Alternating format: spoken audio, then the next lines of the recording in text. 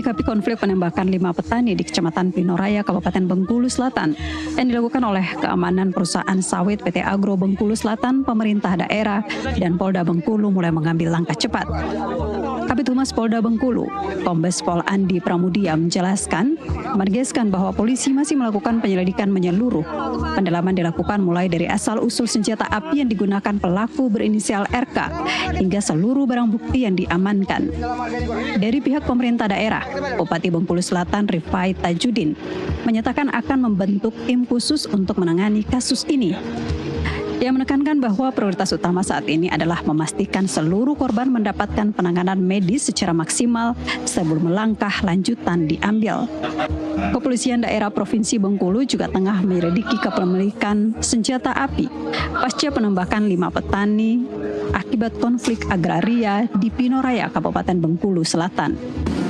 Sebagai tindak lanjut oleh penyidik Polres Bengkulu Selatan bahwa masih dalam proses pendalaman baik itu senjata api yang digunakan oleh saudara RK maupun alat bukti lainnya, sementara masih dalam pencarian dan dalam proses pendalaman oleh penyidik dari Polres Bengkulu Selatan. Karena dalam hal ini masing-masing diri ada klaim-klaim kan, maka terjadi demikian ya.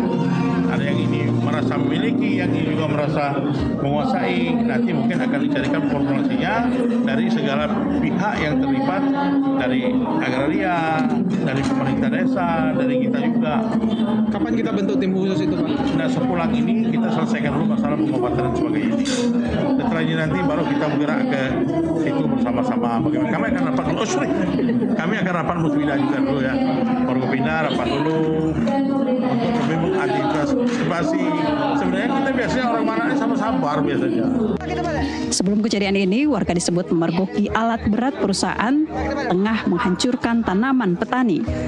Keributan tidak terhindarkan, hingga akhirnya salah satu petugas keamanan perusahaan diduga menembakkan senjata ke arah warga dan mengenai seorang petani bernama Buyung di bagian dada. Dari Kabupaten Bengkulu Selatan, Bengkulu, Dwinka Kurniawan, jurnalis NTV melaporkan.